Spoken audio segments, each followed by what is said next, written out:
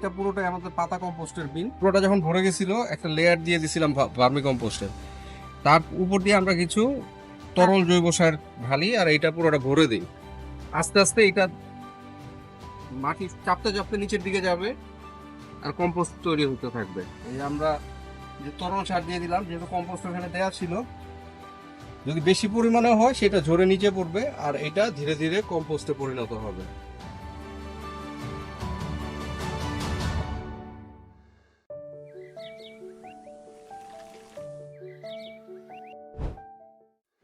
আমাদের চারদিকে প্রচুর পাতা পড়ে থাকে নানা গাছ থেকে, বিশেষ করে বৃষ্টি হলে বা একটু বাতাস হলে পাতা পড়া অনেক বাড়ে। আমরা খেয়াল করি কিনা জানি না, প্রকৃতি কিন্তু সবকিছু একটা সাইক্লিক অর্ডারে চলে। যেমন পাতাগুলো নিচে পড়ে মাটিতে পুষ্টি যোগায়, এই পুষ্টি আবার গাছ নেয়, আবার সেটা ফল হয়, পাতা হয়, আবার মাটিতে পড়ে, আবার যায়, এইভাবে চলতে থাকে। কিন্তু আমরা অনেক সময় মানে নিয়ে জ্বালায় ফেলি, নষ্ট করে ফেলি। এতে যেটা হয় গাছের যে পুষ্টি পাওয়ার যে সাইকেল, এটা কিন্তু আমরা ব্যাহত করি।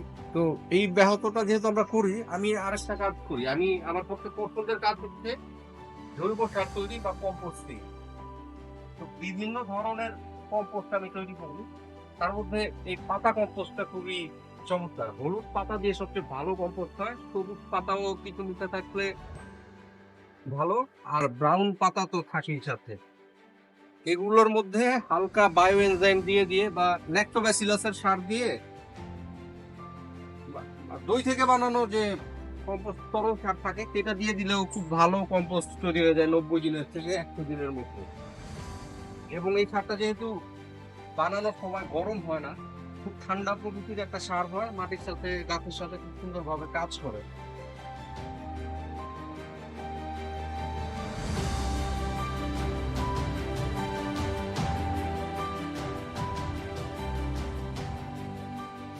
বা ওই ইয়াটা নিয়ে এসো তো, পাতা রাখার ইয়াটা নিয়ে আসো। হ্যাঁ, তুই আমাকে সাহায্য করতে তো পারিস তুই পাতায় দিয়ে। তোর না এগুলো করতে ভালো লাগে?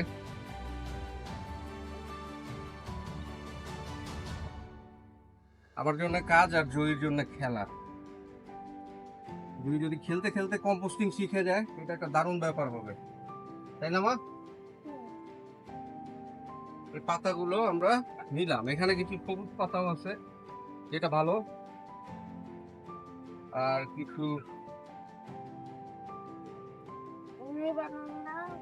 আরো কয়েকবার তো নিতে হবে, আমাদের আরো অনেক পাতা নিতে হবে। আগে এইটুকু আমরা দিয়ে আসি, দেখি ওটার ভিতরে আমাদের পাতা কম্পোস্টের এটার ভিতরে জায়গা কেমন আছে। এইদিকেও প্রচুর পাতা পড়ে আছে কিন্তু। আজকে ওয়েদার খুবই, এখন আমরা এই বিনের মধ্যে, এটা পুরোটাই আমাদের পাতা কম্পোস্টের বিন, বিনে দিয়ে দিতেছি। পুরোটা যখন আমাদের ভরে যায় তখন এর উপর দিয়ে আমরা কিছু আহ, আগের করা কম্পোস্ট বা ভার্মি কম্পোস্ট এই ধরনের জিনিসপত্র দিয়ে দিই। এই দেখো এখানে একটা, পুরোটা যখন ভরে গেছিল একটা লেয়ার দিয়ে দিছিলাম ভার্মি কম্পোস্টের, তার উপর দিয়ে আমরা কিছু তরল জৈব সার ঢালি আর এটা পুরোটা ভরে দিই।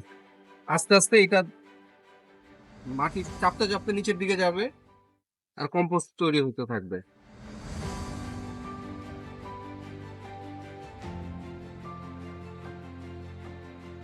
আর আমাদের যে প্রাকৃতিক কৃষি বা জৈব কৃষি, আমাদের আগের দিনের কৃষকদের যদি আমরা খেয়াল করি, তারা তার চারপাশে সব জিনিসই ব্যবহার করতো, যেমন এই পাতা, গোবর, গরুর চোনা, বিভিন্ন ধরনের গাছ লতা পাতা সবকিছু, এবং তাদের কোনো কিছু কিনতে হইতো না।